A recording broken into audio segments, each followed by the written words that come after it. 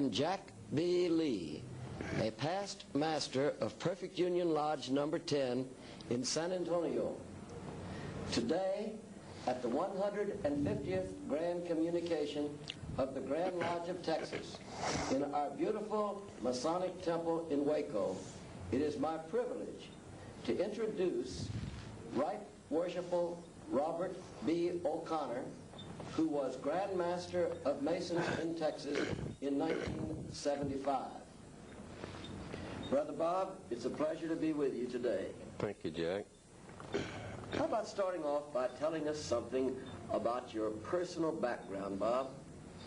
Well, I was born and reared in San Antonio, Texas, attended the public schools there, attended San Antonio Junior College, and then the University of Texas School of Law, where I received my law degree in 1942. Upon graduation from law school, I entered the old Army Air Corps during World War II, and I went through pilot training, and I served 3 years and 8 months active duty. And upon returning from the service in January of 1946, I entered the private practice of law and practiced law for 34 years. And then in 1979, I was offered an appointment as federal magistrate to the United States District Court in San Antonio, and I accepted that appointment and have been serving as a federal magistrate since that time.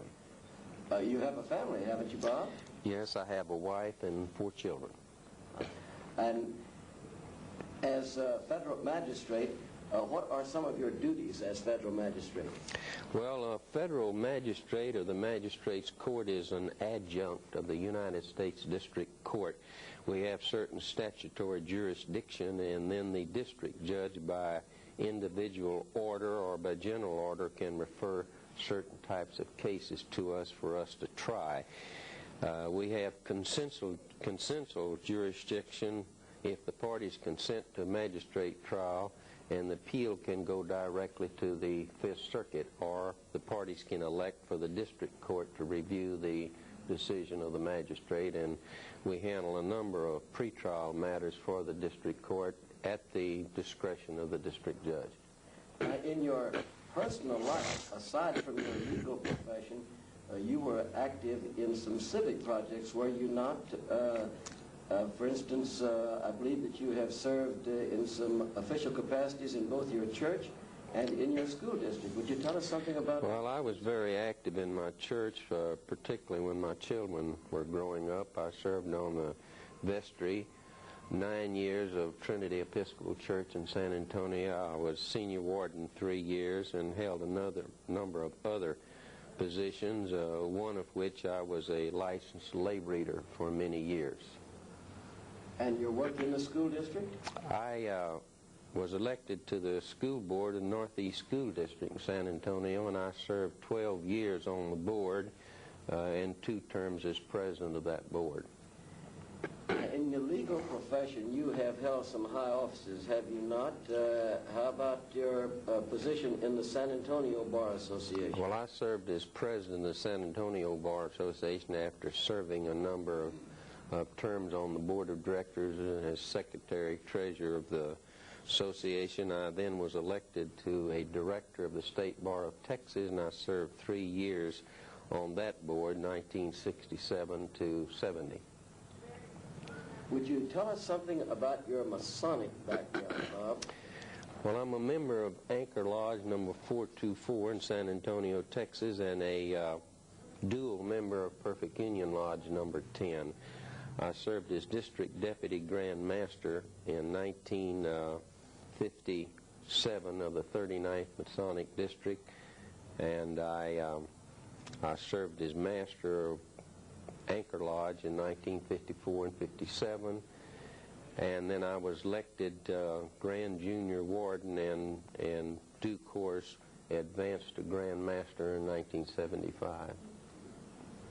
You were also active in Al-Safar Shrine Temple, were you not? Yes, I served on the Die Band from 1961 to 65, and I served as potentate in 1965. And now you are still quite active in the Scottish Rite Valley of San Antonio in a very high capacity. Would you please tell us about that? Yes, well, I took my Masonic degrees in the Scottish Rite in 1946. I served as presiding officer of all four bodies. I was then elected to receive the rank and designation of Knight Commander of the Court of Honor in 1957. In 1967, I was elected by the Supreme Council to be coronated a 33rd degree Inspector General Honorary. And your present position? I presently hold the position of Chairman of the Inspector General's Advisory Conference. The Advisory Conference can best be analyzed as a board of directors of a corporation. I serve as chairman of that board. It's a policy-making board of the Scottish Rite, which is the Valley of San Antonio with a geographical area from San Antonio down through the coastal bend, the Rio Grande Valley, and out west to Del Rio and those areas. So you are still quite active in Freemasonry. Yes, I am. Bob, what initially attracted you to Freemasonry? Well, my father was a Mason, and he always held the Masonic fraternity in very high regard. And he impressed upon me that Masonry required its members to reach a level of moral standard above the average man, and that ordinarily if a man was a Mason and if he lived his life in accordance with the principles and precepts of Masonry, that he was a man in whom you could place great confidence because he had a high sense of moral integrity and a sense of responsibility to his fellow man. What sustains your interest in Masonry? Well, I think the interest is rather progressive because Masonry teaches you various lessons, and it's sequential. Each time you progress further in Masonry, well, you are given more of the insight into the philosophical side of Masonry and the intangible values of life. And I think once a man becomes active, I think he becomes rather infected with it, because although it's idealistic, there are high ideals that if people, and particularly the men who belong to the fraternity, will live up to those ideals, they will live an exemplary life, and it will inure to their benefit and everybody around them. I have heard you speak often of your friendships that you have made in Masonry over the years. Would you tell us something about what these friendships mean to you?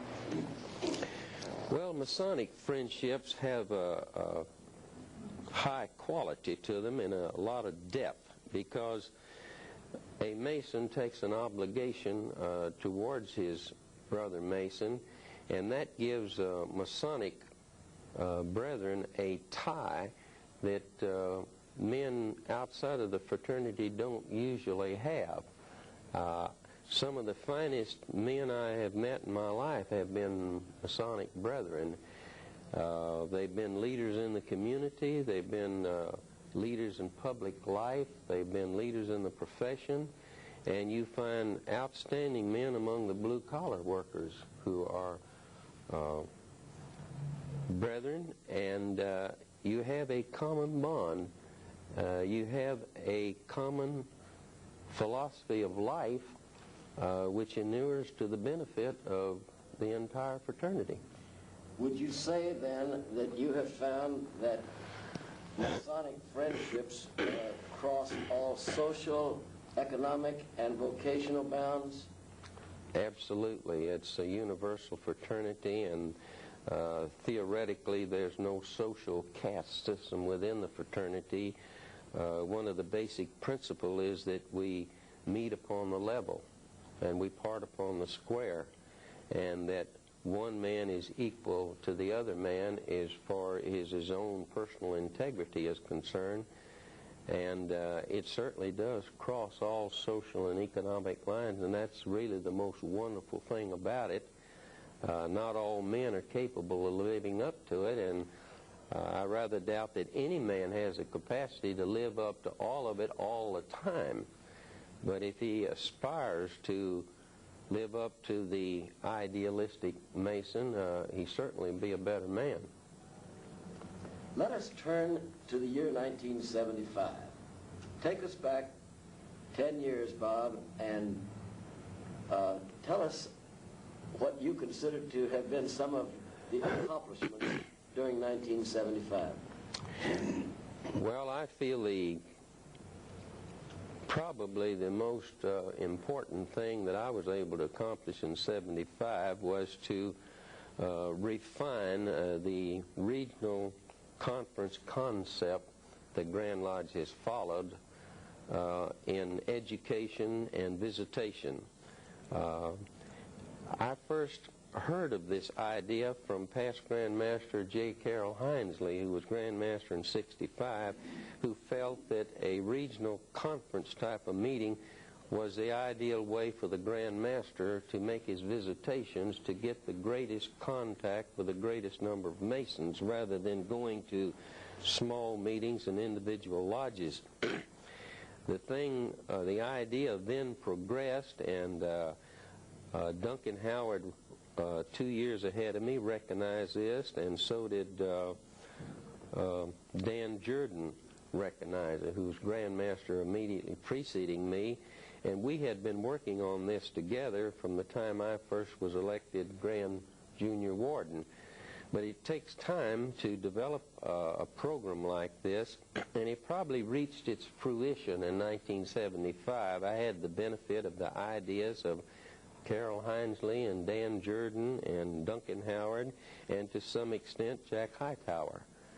And I put this together, and I think it became probably more refined in 75 than it had before, just as it is more sophisticated and effective today, because the regional conference concept has continued as an educational and fellowship type of program of the Grand Lodge. The idea is that there are many Masons, because of their work or other reasons, never will come to a Grand Lodge meeting, and they only read about the Grand Officers. This way the Grand Officers go out into the various parts of the state, and the brethren within a radius of about 100 miles will come to a meeting, usually on Saturday. And we will have speakers and question and answer programs, training programs, audio video tapes, and I think it's worked very well, and I think it's probably working better now than ever before. Did you have any problems during 1975, problems that you might be able to share with us? Well, I think the perennial problem for the Masonic fraternity since about 1960 is a loss of membership. For example, the state of Texas has probably tripled in population since the end of World War II, but our membership has not tripled. We have shrunk from about 240,000 to around 200,000, and there doesn't seem to be the same interest in Masonry as there was 50 to 75 years ago. I think there's a good reason for that, because we have more people now. Life is more impersonal. We have a more mobile society. We have a more materialistic society. And it's been my experience that in times of affluence, people are not as interested in the intangible values or the philosophical concepts. They become very materialistic. People today are now people.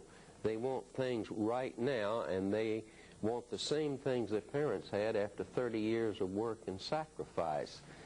Also, the television is quite a distracting thing. Many sporting events that people go to, that's a short-term fun type thing, and then they move on to something else.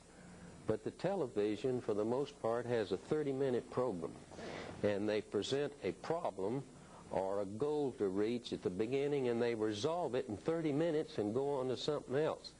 Well, life really isn't like that.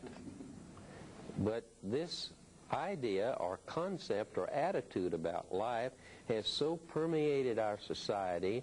We also have a much more permissive morality than we had 50 to 75 years, and Masonry predicates its philosophy on morality. And morality is not the desired goal for the rank and file of society today that it was 75 or 100 years ago, and I think that's what's happened to Masonry. But that very thing gives Masonry its greatest challenge, because what we try to teach people, that it is the internal qualifications of a man rather than his financial statement or his public achievements or his business achievements that really qualifies a man for whatever he is, his character, the image that he projects. So the problem is also a challenge, and I think Masonry just needs to work harder at trying to meet that challenge and turn this attitude around to where the intangible values are the things that people put foremost in their mind. Did you have any unfinished business in 1975? Putting it another way, if you could have extended your term of office another year, or if you could be Grand Master again, is there something you would like to finish that you didn't quite see to completion? Well, I don't think that anybody ever can do all that he wants to do in just 1 year. The year goes by rather rapidly. But I'm a believer that progress is sequential, and that each generation stands upon the shoulders of its predecessors. We today are very sophisticated in technological things, but if it hadn't been for the man that invented the wheel,